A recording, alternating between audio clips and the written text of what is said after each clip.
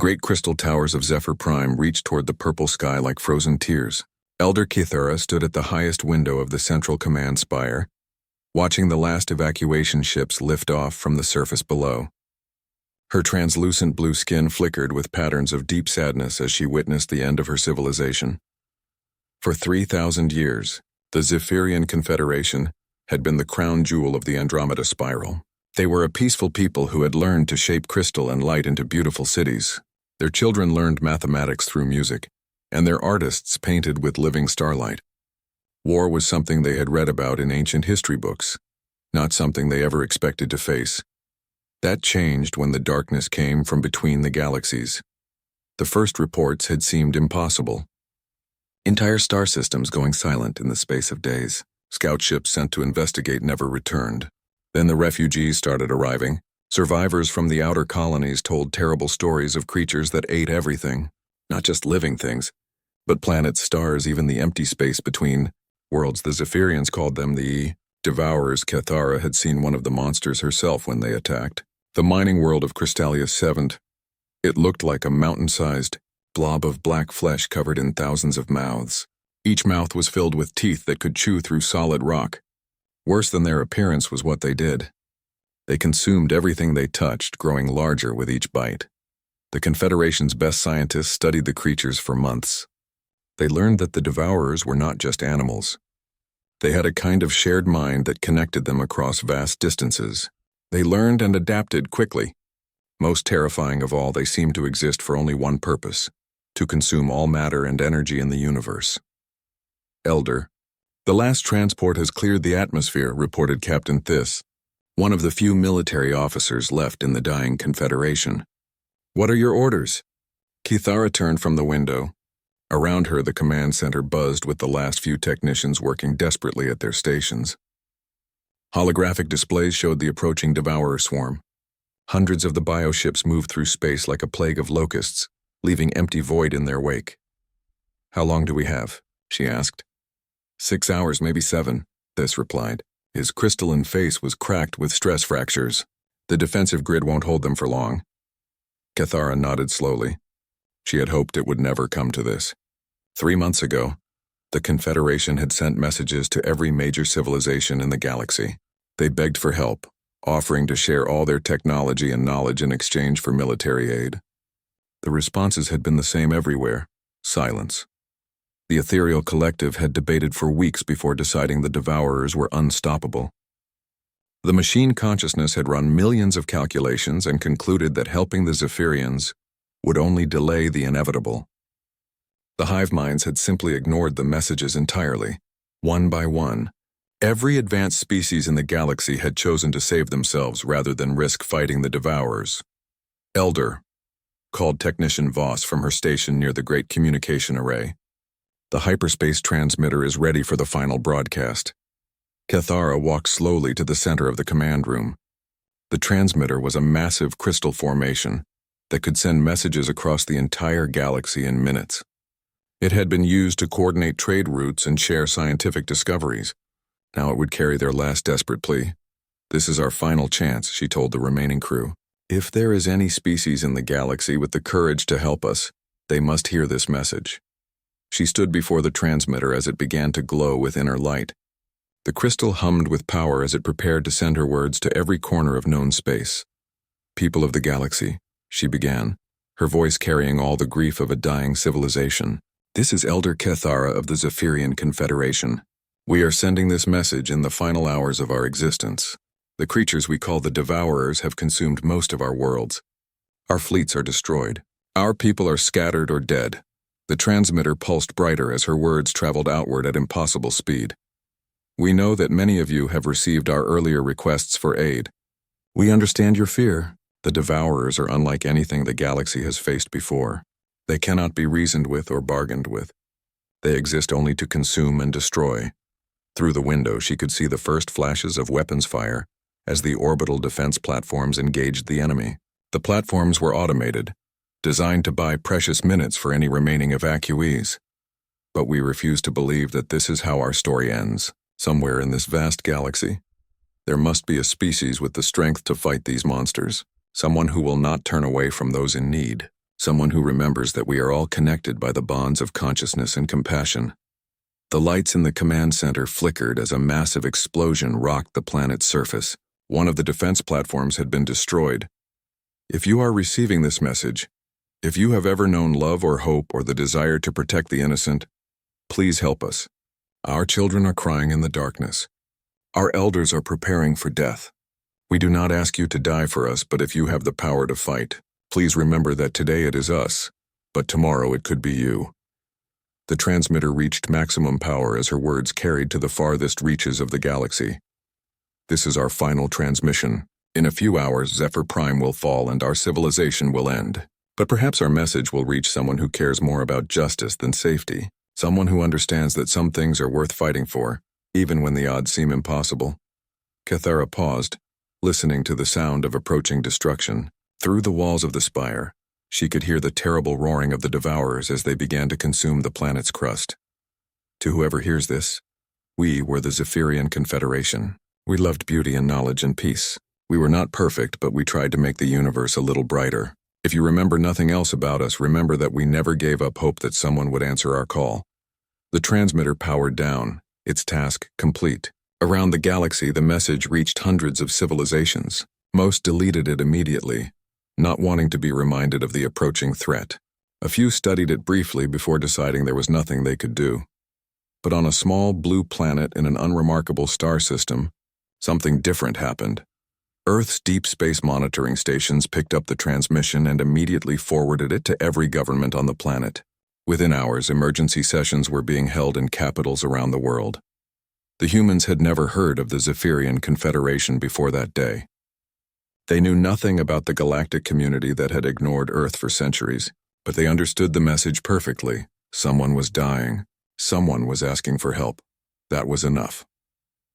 As Cathara and her people prepared for their final battle against the Devourers, they had no idea that their message had reached a species unlike any other in the galaxy, a species that had evolved on a world where everything was trying to kill everything else, a species that had turned warfare into an art form and had weapons they hoped never to use. The humans were coming, and they were bringing their monsters. Dr. Sarah Chen was having the worst day of her career at the Deep Space Monitoring Station in Chile. It was 3:47 in the morning, and she was on her third cup of coffee when the computers started screaming alerts. The massive radio telescopes had picked up something impossible, a coherent signal from outside the galaxy. Sarah stared at her screens as the translation algorithms worked to decode the message. The signal was using mathematical constants as a base language, something any intelligent species would understand. As the words appeared on her monitor, her coffee grew cold and forgotten. "Oh my God," she whispered, reading the desperate plea from the Zephyrian Confederation. "Maria, get me the Pentagon now, within 6 hours." The message was sitting on the desk of every world leader on Earth. Presidents, prime ministers, and generals huddled in emergency sessions as they tried to understand what they were reading. The message painted a picture of cosmic horror, an entire galactic civilization being eaten alive by creatures from the dark space between galaxies. Admiral Marcus Kane stood in the Pentagon's deepest briefing room, facing a holographic display showing Earth's most secret assets. His weathered face was grim as he spoke to the assembled world leaders via secure video link. "Ladies and gentlemen, the Zephyrian message has been verified by 7 independent sources. This is real.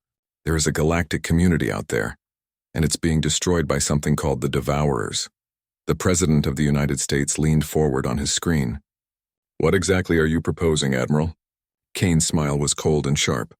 "I'm proposing we do what humans do best. We go to war." The Russian president shook her head. "Against aliens we've never seen? In space battles we've never fought? This is madness, is it?" Kane asked. "For 60 years we've been building weapons and training soldiers for wars we hoped would never come. We've created things in the name of human defense that we pray we'll never have to use. Well, today's the day we find out if our prayers were wasted." He gestured to the holographic display, which showed the locations of Earth's most classified military installations. Project Omega in Siberia, where we train soldiers who have had their conscience surgically removed. The Berserker battalions in Alaska, enhanced warriors who feel no pain and know no fear. The Synthetic Predator program in Australia, where we built artificial humans designed to think like serial killers but fight like angels. The leaders stared at the display in shocked silence. These were programs that existed in their darkest nightmares. Projects that pushed the boundaries of human morality in the name of ultimate defense. "You're talking about deploying our worst monsters," said the Prime Minister of Britain. "I'm talking about deploying exactly what the situation requires," Kane replied. The Zephyrians asked for help because their peaceful civilization couldn't handle the Devourers. They need someone who can do the things they could never do. Someone who understands that sometimes you have to become a monster to fight monsters. In the Siberian wasteland, Colonel Viktor Kozlov received his orders while standing in a facility that officially didn't exist. Around him, 200 soldiers began their final preparations. These were volunteers who had undergone a procedure that removed large portions of their brain responsible for empathy and fear. They felt no remorse, no hesitation, no mercy. They existed for one purpose: to kill the enemies of humanity with perfect efficiency. "Today we fight for people we've never met," Kozlov told his troops. His voice was flat and emotionless, like everything else about him since the surgery. "We fight for a species that probably can't even pronounce our names. Does anyone have a problem with that?" The soldiers stared back at him with dead eyes. They had no capacity for problems anymore. They were living weapons pointed at humanity's enemies. "Good," Kozlov continued. "Load the antimatter charges. We're going hunting." Halfway around the world, Dr. Kenji Nakamura walked through the underground laboratories where he had spent 15 years creating the perfect predators. The synthetic program had started with a simple question: what if they could take the tactical intelligence of a serial killer and combine it with the physical capabilities of a superhuman soldier? The 30 beings in the containment cells looked almost human. Almost. Their eyes held an intelligence that was both brilliant and utterly alien. They had been designed to understand their enemies completely, to learn their weaknesses and exploit them without mercy. "Today you get to do what you were made for," Nakamura told them through the reinforced glass. "Out there is an enemy that threatens all life in the galaxy. Show them what Earth's monsters can do." The artificial beings smiled with perfect white teeth. They had been waiting for this moment since their creation, but the most secret facility was buried beneath NORAD in Colorado. General Patricia Hayes stood before a containment cell that held something that wasn't quite human anymore. The thing inside had once been Staff Sergeant James Morrison, a volunteer for the most extreme military experiment ever attempted. The Wrath Project had been born from a terrible question: what if they could take all of humanity's capacity for rage and hatred and focus it into a single person? Every genocide, every atrocity, every senseless death in human history had been psychologically implanted into Morrison's mind. He carried the accumulated fury of 10,000 years of human suffering. "Are you sure about this?" Hayes asked Admiral Kane over the secure communication link. Kane studied the thing in the cell. It looked like a man, but its eyes held the concentrated malevolence of an entire species' darkest moments. When it looked at you, you felt the weight of every evil thing humans had ever done to each other. "The Zephyrians need monsters," Kane said quietly. "This is the biggest monster we've ever made." The thing in the cell spoke for the first time in 5 years. Its voice was soft and perfectly reasonable, which made it even more terrifying. "Let me out," it said. "Let me show the Devourers what real hunger looks like." Across Earth, similar scenes played out in hidden facilities around the globe. Enhanced soldiers, modified humans, artificial intelligences designed for warfare, and weapons that violated every treaty humanity had ever signed. For decades, these projects had existed in the shadows, justified only by the possibility that someday Earth might face a threat that required the use of absolute evil in service of absolute good. That day had arrived. As the orders went out and the preparations began, the people of Earth went about their daily lives, unaware that their planet was about to unleash its darkest creations upon the galaxy. They didn't know that their governments had spent generations preparing for this moment. They didn't know that Earth was about to answer the Zephyrian plea with an armada of nightmares. The human expeditionary force emerged from Earth's gravity, well like a swarm of mechanical death. 200 ships of impossible design cut through space toward the Zephyrian territories. These were not exploration vessels or cargo haulers. They were pure instruments of war, built with one purpose: the complete destruction of humanity's enemies. Captain Maria Santos stood on the bridge of the HSS Ragnarok, the fleet's flagship. Through the massive viewport, she could see the other ships in formation around her. Each vessel was different, designed for specific types of warfare. The Obliteration-class destroyers carried enough firepower to crack planets. The Predator-class infiltration ships were almost invisible to sensors and packed with humanity's most dangerous soldiers. "Ma'am, we're approaching the first contested system," reported Lieutenant Jackson from the navigation station. "Sensors are picking up massive Devourer biosignatures." Santos nodded grimly. The journey from Earth had taken 3 weeks through hyperspace, following the coordinates provided in the Zephyrian distress signal. During the trip, her crew had studied everything they could learn about the enemy, from the message fragments and database uploads the dying civilization had included. The Devourers were unlike anything humanity had imagined. They were living ships the size of cities, creatures that could survive in the vacuum of space and consume entire planets. Their biology was part machine, part organic horror. They reproduced by consuming other life forms and converting the matter into new Devourers. "Contact. From the surface," called Communications Officer Park. "It's the Zephyrian. Survivors." The main screen flickered to life, showing the translucent blue form of Elder Cathera. She was standing in what looked like a crystal cave surrounded by other Zephyrians. Her relief was visible as she saw the human ships approaching. "Unknown vessels, this is Elder Cathera of the Zephyrian Confederation. Your arrival brings hope to our darkest hour. We never expected anyone to answer our call for aid." Santos stepped forward to address the alien leader. Behind her, Sergeant First Class David Kim checked his equipment one final time. He wore power armor that was more like a small tank than a suit, powered by a miniaturized fusion reactor and armed with weapons that could level city blocks. "Elder Cathera, this is Captain Maria Santos of the Earth Defense Force. We received your message and came as quickly as we could." The Zephyrian studied the humans on her screen. There was something about them that made her crystalline form shiver with unease. They carried themselves like predators, even when trying to be friendly. Their eyes held a coldness that spoke of violence as a natural state. "Forgive me for asking, but what species are you? Our databases show no record of your people." "We're from a planet called Earth," Santos replied. "We're humans, and we're here to deal with your Devourer problem." "How many ships do you have?" Cathera asked hopefully. "Our records show that the Devourers have consumed the fleets of 12 major civilizations.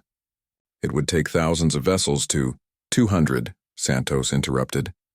The Elder's hope faded. 200? Captain Santos, I appreciate your courage. But the Devourer swarm heading for this system contains over 3,000 bioships. Your small force cannot possibly— Elder, Santos said gently, you don't understand what we are. Let me show you. She turned to Sergeant Kim. "Deploy the reconnaissance team." Kim grinned inside his helmet. "Yes, ma'am. Team Alpha, you're up." The cargo bay of the Ragnarok opened and 30 figures dropped into space. They wore no spacesuits, no protective gear of any kind. Instead, their bodies had been enhanced to survive in vacuum.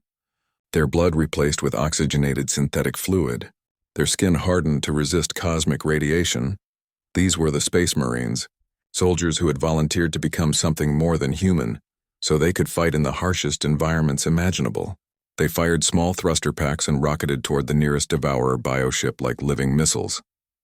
Cathara watched in horror as the humans flew through space unprotected. "They'll die! The vacuum will kill them in seconds." "No," Santos said calmly. "It won't." The Space Marines reached the Devourer ship and began cutting through its hull with handheld plasma torches. The massive creature tried to shake them off, but they clung to its surface like parasites. Within minutes, they had burned through the outer shell and disappeared inside. "What are they doing?" Cathara whispered. "Learning," Santos replied. "Every Devourer has a different internal structure. We need to understand how they work before we can kill them efficiently." The bioship began to convulse as explosions erupted from within. The Space Marines had planted charges throughout the creature's vital organs. In less than 10 minutes, the mountain-sized monster went silent and began to drift lifeless through space. "That's impossible," Cathara breathed. "That bioship consumed an entire colony world last week. How did 30 soldiers destroy it so quickly?" Santos smiled. And for the first time, the Zephyrian elder truly understood why her people's databases had no record of humanity.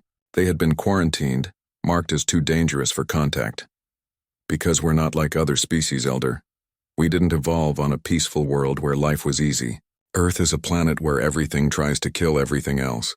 For millions of years, only the strongest, smartest, and most ruthless creatures survived. We're the descendants of the winners of that competition. More Devourer bioships were approaching, drawn by the death cries of their companion. Santos watched them come without fear. Your people are scientists and artists and philosophers, she continued. That's beautiful and it's something worth protecting. But you can't fight monsters like the Devourers with philosophy. You need other monsters. The tactical display showed the approaching enemy swarm, hundreds of massive bioships moving through space like a plague of locusts. Any normal fleet would have turned and run. What makes you think you can win? Cathara asked. Santos turned to address her bridge crew. All ships prepare for combat. Release the berserkers. Across the human fleet, cargo bays opened and smaller ships launched. These were single-person fighters piloted by soldiers who had undergone psychological conditioning to remove their sense of self-preservation. They flew toward the Devourer swarm with the joyful abandon of people who wanted nothing more than to die fighting. Load the antimatter torpedoes, Santos ordered. Prepare the synthetic predators for boarding actions. And someone wake up Patient Zero. Ma'am, her weapons officer called out. Are you sure about using the antimatter weapons? The radiation will sterilize this entire system. The Devourers have already consumed 3 planets here, Santos replied. There's nothing left to save except the Zephyrians. Sometimes you have to burn down the forest to save the trees. She turned back to Cathara, whose translucent form was flickering with fear and confusion. Elder, I need you to understand something. We're not here as your saviors. We're not here as your heroes. We're here as your monsters, and monsters don't play by the same rules as civilized people. The first Devourer bioships reached weapons range and opened fire with organic cannons that shot living projectiles. The human ships responded with weapons that turned matter into energy and energy into destruction. Today you're going to see what happens when a species that evolved to be the perfect predator decides to protect something, Santos said. It's not going to be pretty. It's not going to be honorable. But it's going to be effective. The battle for the Zephyrian system was about to begin, and for the first time in their existence, the Devourers were about to learn what it meant to be prey. The battle lasted 18 hours and redefined the meaning of total warfare. Colonel Victor Kozlov floated in space outside his breach pod, watching as his obliteration regiment tore through the first Devourer bioship, like antibodies attacking a virus. His men moved through the creature's internal passages with mechanical precision, their modified brains calculating the most efficient methods of destruction. Reactor core located, reported Sergeant Petrov over the comm. Deploying antimatter charges. Kozlov nodded and continued deeper into the bioship. Around him, the walls pulsed with alien life. The Devourer was trying to adapt to the human invasion, growing new defensive structures and releasing caustic chemicals to kill the intruders. It was learning fast, but not fast enough. Contact with enemy defensive organisms, called Private Sokolova. Her voice showed no emotion as she described the 10-foot-tall creatures that were rushing toward their position. Engaging with plasma rifles. The fight was brutal and one-sided. The Devourer's defensive organisms were designed to handle civilized species that fought with restraint and followed rules of engagement. They had never faced soldiers who had no concept of mercy or self-preservation. Kozlov's team reached the bioship's brain center, just as the antimatter charges detonated in the reactor core. The massive creature convulsed and began to die, but Kozlov wasn't finished. He had orders to gather intelligence. Initiate neural interface, he commanded, pressing a device against the dying brain tissue. The machine would download everything in the creature's memory before it expired. Every tactical plan, every biological adaptation, every piece of knowledge the Devourer possessed would become human property. 3 kilometers away, Dr. Kenji Nakamura's synthetic predators were conducting their own assault on a different bioship. Unlike the Obliteration Regiment, they worked in perfect silence. The 30 artificial beings moved through the alien vessel like deadly shadows, learning its layout and weaknesses. Unit Alpha 7 crouched beside a pulsing nerve cluster, its enhanced mind analyzing the bioship's nervous system in real time. Within minutes, it had identified 17 critical vulnerabilities. Instead of destroying them immediately, it began to craft a specialized virus using the ship's own biological material. Pathogen deployed, It reported in a voice that sounded perfectly human. Estimated time to system failure, 14 minutes. The virus spread through the bioship's circulatory system like liquid death. It had been designed specifically for this creature's biology, turning the devourer's own adaptive immune system against itself. The massive organism began to shut down from the inside, its own defenses becoming the weapon that killed it. Unit Beta 3 was already moving toward the next target, its artificial mind cataloging everything it learned about devourer biology. Each successful kill made the synthetic predators more effective against the remaining enemies. But the real horror was yet to be unleashed. Deep in the command ship's most secure containment cell, something that had once been human was finally released from its prison. Patient Zero of the Wrath Project stood slowly, feeling the accumulated hatred of 10,000 years of human history flowing through his consciousness. He had volunteered for this 20 years ago, back when he was Staff Sergeant James Morrison. The procedure had taken months. Expert surgeons and psychologists had carefully implanted the memories and emotions of every genocide, every atrocity, every senseless act of violence in human history directly into his brain. He remembered the Holocaust as if he had been there. He felt the rage of every slave who had died in chains. He carried the fury of every parent who had watched their child die of preventable disease, while the wealthy lived in luxury. Every evil thing humans had ever done to each other had been compressed into his mind and transformed into pure, focused hatred. The containment cell door opened, and he stepped out into the corridor. The ship's crew moved aside quickly, unable to meet his eyes. Even looking at him was painful. He radiated malevolence like heat from a fire. "Where?" he asked simply. Captain Santos pointed toward the main Devourer command ship, a bioorganism the size of a small moon. "There, the hive mind controller. Destroy it and the rest will become confused and vulnerable." Patient Zero nodded and walked toward the airlock. He didn't need a ship or weapons or protective gear. The Wrath Project had changed him into something that could survive in space and move through it by force of will alone. He stepped into vacuum and began to fly toward the command ship, leaving a trail of twisted space behind him. The accumulated fury of humanity had given him power that defied physics. Where he passed, reality itself seemed to recoil. The Devourer command ship detected his approach and tried to defend itself. Biocannons fired living projectiles at him. Defensive organisms swarmed out to intercept him. Acidic clouds were released to dissolve him. Nothing worked. Patient Zero flew through the attacks as if they were gentle rain. The hatred inside him was so pure and concentrated that it formed a shield against everything the Devourers could throw at him. He reached the command ship's hull and pressed his hands against it. The bioship began to scream. For the first time in their species' existence, the Devourers experienced something they didn't understand. Patient Zero wasn't just attacking their bodies. He was attacking their minds with the full weight of human malevolence. Every cruel thought, every moment of sadistic pleasure, every instant of deliberate evil from 10,000 years of human history poured into the hive mind like poison. The massive creature's brain couldn't process what it was experiencing. It had consumed thousands of species and absorbed countless forms of consciousness, but it had never encountered anything like human hatred distilled to its purest form. Inside the command ship, the hive mind began to fragment. The controlling intelligence that coordinated the entire Devourer swarm started to break apart under the assault. Bioships throughout the system stopped their attacks and began to drift. Aimlessly, as their connection to the central command was severed. Patient Zero walked through the command ship's corridors like a force of nature. Where he stepped, the walls withered and died. The accumulated rage of humanity was too much for any living thing to endure. He didn't need to destroy the ship's vital systems. His mere presence was killing it.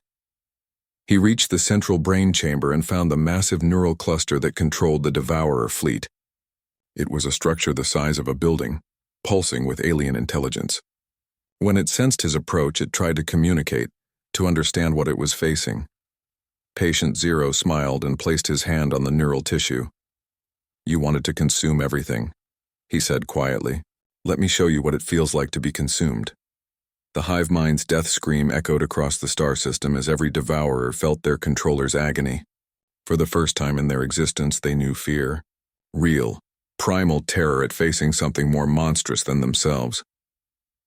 The Devourer fleet began to retreat, abandoning their assault on the Zephyrian survivors. They had encountered something their species had never faced before, a predator that was better at being predatory than they were.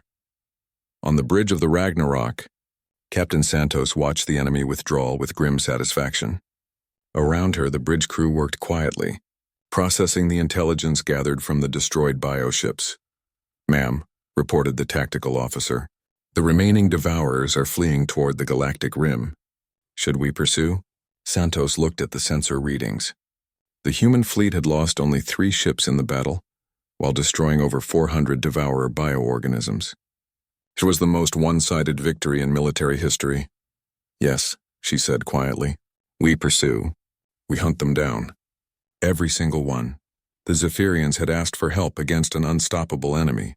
They were about to learn that sometimes the only way to stop a monster is to send an even bigger monster. And humanity had spent generations preparing to be the biggest monsters in the galaxy. 3 months after the first battle, the Devourer threat was completely extinct. The human fleet had pursued the fleeing bioships to the edge of dark space, where the creatures had originally emerged from the void between galaxies. There, in the cold emptiness beyond the galactic rim, they found the Devourer homeworld, a massive construct built from the remains of 1,000 consumed civilizations. The final battle lasted 6 days. When it ended, nothing remained of the Devourers except scattered atoms drifting in space. The humans had not just defeated them. They had erased them from existence with a thoroughness that left the surviving galactic civilizations speechless. Now, Elder Cathera stood in the rebuilt capital of the Zephyrian Confederation, watching the human ships prepare to leave.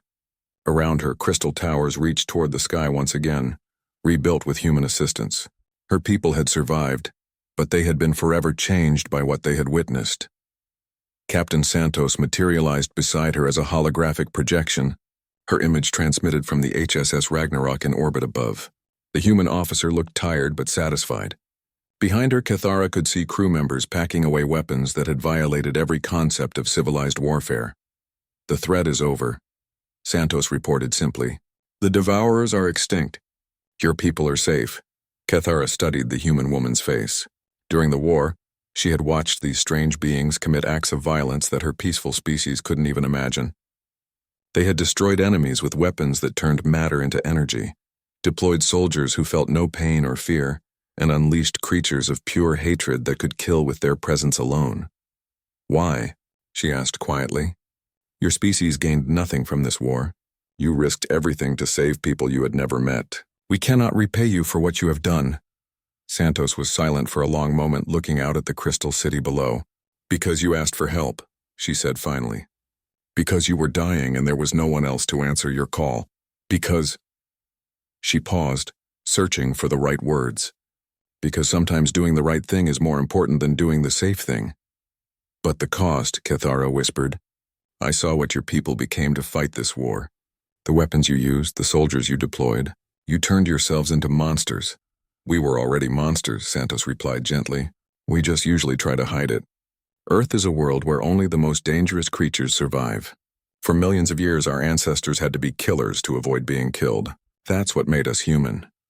Through the rebuilt city, Zephyrian children played in crystal gardens that had been replanted with earth flowers. Human engineers worked alongside Zephyrian scientists to restore the damaged infrastructure. It was a scene of cooperation and hope, but Cathara knew the truth beneath the surface. "What happens now?" she asked. "What happens to Earth's monsters now that the war is over?" Santos smiled, and this time it was sad rather than threatening. "Now we go home. We lock the weapons away again. We put the enhanced soldiers back into stasis. We pretend for as long as we can that we're not what we had to become to save you. And if another threat appears, then we'll become monsters again," Santos said simply. "That's what we do. That's what we are. We're the species that other species call when they need someone to do the impossible." In the months that followed the war's end, the galaxy slowly learned about humanity. The story spread from world to world, how a small planet on the galactic rim had answered a cry for help that everyone else ignored. How they had deployed weapons and soldiers that violated every principle of civilized warfare. how they had hunted the devourers to extinction with a methodical efficiency that terrified even their allies. The ethereal collective, who had deliberated for weeks before deciding not to help the Zephyrians, sent cautious diplomatic messages to Earth. The machine consciousness, who had calculated that the devourers were unstoppable, offered to share technology with the humans. The hive minds, who had ignored the original plea entirely, suddenly wanted to establish trade relations. All of them received the same response: polite acknowledgement followed by complete indifference. The humans had no interest in joining the galactic community that had abandoned their friends. Earth's entry in the galactic databases was updated. Classification: Apex Predators, Protectors. Technological level: unknown but extreme. Threat assessment: absolute. Warning: do not threaten their allies.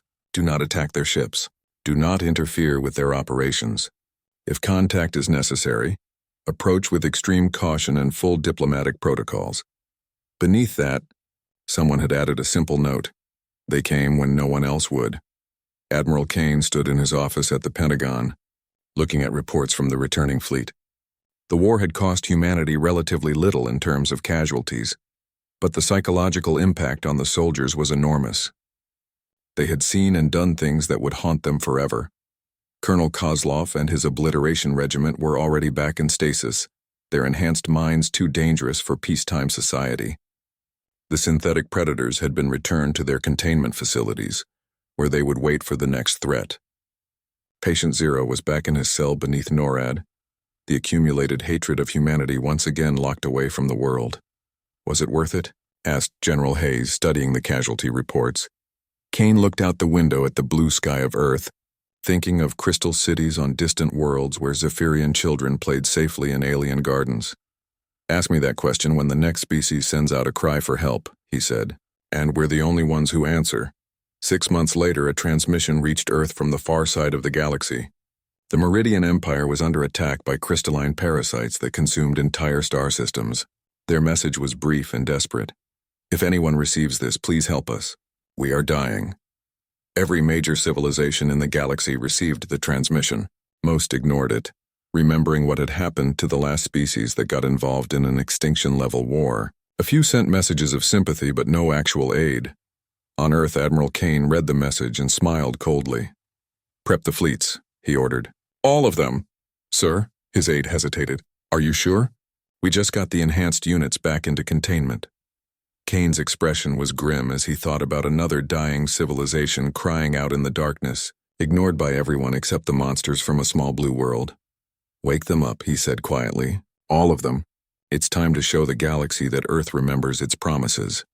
The monsters were going to war again, and somewhere in the cosmic dark, another species that had never heard of humanity was about to learn that when you send a cry for help into the void, sometimes what answers isn't salvation. Sometimes it's something far more dangerous that chooses to be salvation anyway.